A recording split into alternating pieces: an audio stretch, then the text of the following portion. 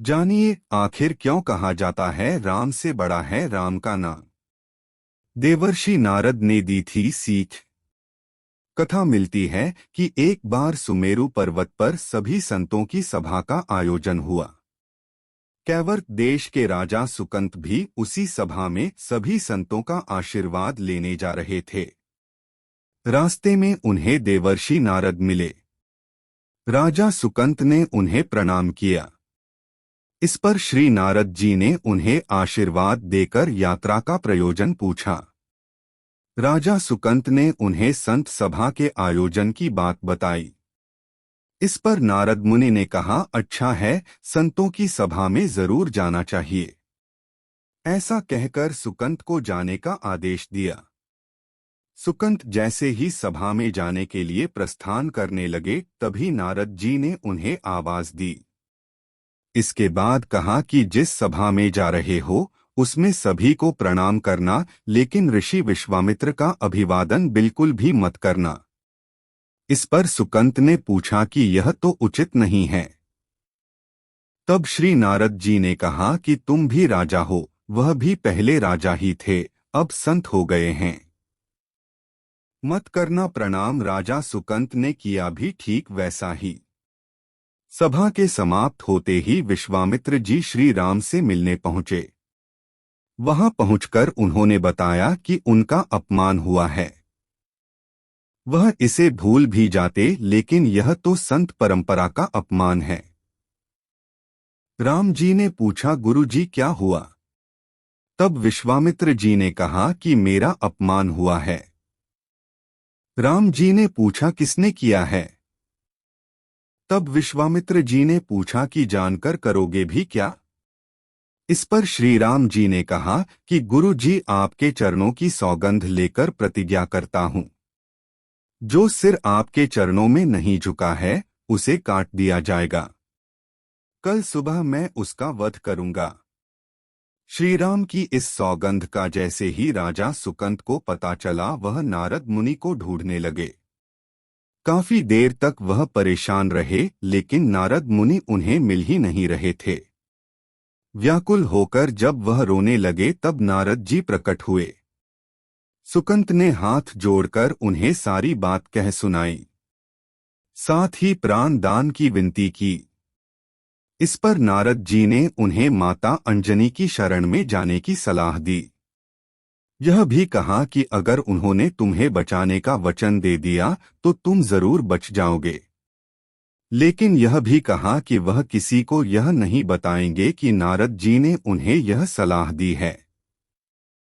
राजा सुकंत के रोने की आवाज सुनकर माता अंजनी बाहर पहुंची।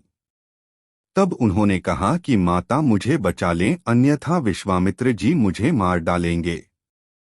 इस पर माता अंजनी ने सुकंत को उसके प्राण बचाने का वचन दिया। उन्होंने कहा कि तुम शरण में हो, तुम्हें कोई नहीं मार सकता। इसके बाद राजा सुकंत को विश्राम करने के लिए कहा। शाम ढले जब हनुमान जी माता अंजनी के पास पहुंचे तो उन्होंने सारी बात बताई, लेकिन सुकंत को बुलाने से पहले पवनसुत से सौगंध लेने को कहा। तब श्री हनुमान जी ने कहा कि वह श्री राम के चरणों की सौगंध लेते हैं कि वह सुकंत के प्राणों की रक्षा करेंगे। तब माता अंजनी ने राजा को बुलाया। हनुमान जी ने पूछा, कौन तुम्हें मारना चाहता है? तब सुकंत ने बताया कि श्री राम जी उन्हें मार डालेंगे। इतना सुनते ही माता अंजनी हैरान रह गईं। उन्होंने कहा कि तुमने तो विश्वामित्र जी का नाम लिया था। तब राजा ने कहा कि नहीं, वह तो मरवा डालना चाहते हैं, लेकिन मारेंगे तो राम ही। हनुमान जी ने राजा सुकंत को उनकी राजधानी में छोड़ा और श्री राम के दरबार में पहुंचे। वहां पहुंचकर उन्होंने राम जी से पूछा कि वह कहाँ जा रहे हैं। तब मर्यादा पुरुषोत्तम ने बताया कि वह राजा सुकंत का वध करने जा रहे हैं। तब हनुमान जी ने कहा, प्रभु उसे मत मारिए। राम जी ने कहा कि वह तो अपने गुरु की सौगंध ले चुके हैं, अब पीछे नहीं हट सकते। हनुमान जी ने कहा, प्रभु मैंने उसके प्राणों की रक्षा के लिए अपने इष्टदेव यानी कि आपकी सौगंध ली है। तब राम जी कहते हैं कि ठीक है, तुम अपना वचन निभाओ, मैं तो उसे मारूंगा। हनुमान जी राजा सुकंत को लेकर पर्वत पर पहुंचे और राम नाम का कीर्तन करने लगे।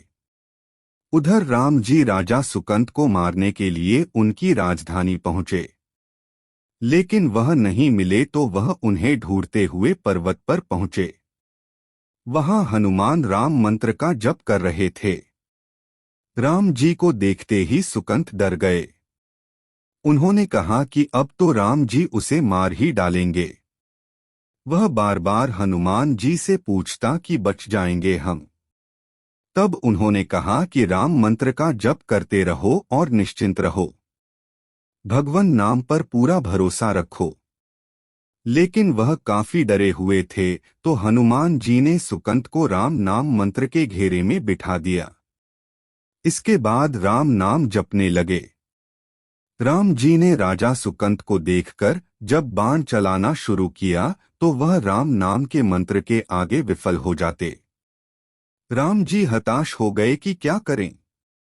यह दृश्य देखकर श्री लक्ष्मण जी को लगा कि हनुमान जी भगवान राम को परेशान कर रहे हैं, तो उन्होंने स्वयं ही हनुमान जी पर बाण चला दिया। लेकिन यह क्या, उस बाण से पवनसुत के बजाय श्री राम जी मूर्छित हो गए।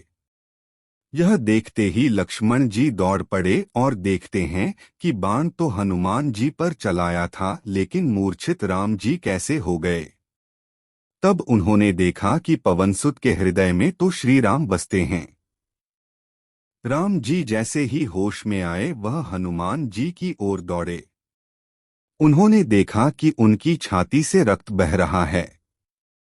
वह हनुमान जी का दर्द देख नहीं पा रहे थे। वह बार बार उनकी छाती पर हाथ रखते और आंखें बंद कर लेते। पवनसुत को होश आया तो उन्होंने देखा कि राम जी आंखें बंद करके हनुमान जी के छाती पर बार बार हाथ रखते हैं, फिर हनुमान जी के सिर पर हाथ फेरते हैं। तब पवनसुत ने सुकंत को पीछे से निकाला और उसे अपनी गोद में बिठा लिया। तभी राम ने फिर से हनुमान जी के माथे पर हाथ फेरा, लेकिन इस बार वहां पवनसुत की जगह राजा सुकंत थे।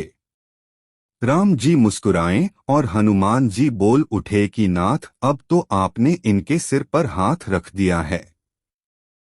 अब तो सब कुछ आपके हाथ में है, इसकी मृत्यु भी और जीवन भी। आप ही सुकंत के जीवन की रक्षा करें। राम जी ने हनुमान जी से कहा कि जिसे तुम अपनी गोद में बिठा लो उसके सिर पर तो मुझे हाथ रखना ही पड़ेगा। लेकिन गुरु जी को क्या जवाब देंगे। तभी हनुमान जी को विश्वामित्र जी सामने से आते दिखाई पड़े।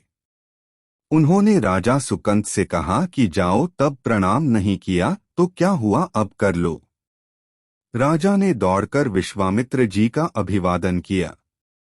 वह भी प्रसन्न हो गए और बोले, राम इसे क्षमा कर दो। मैंने इसे क्षमा कर दिया क्योंकि संत का काम मिटाना नहीं बल्कि सुधारना होता है। यह भी सुधर गया है।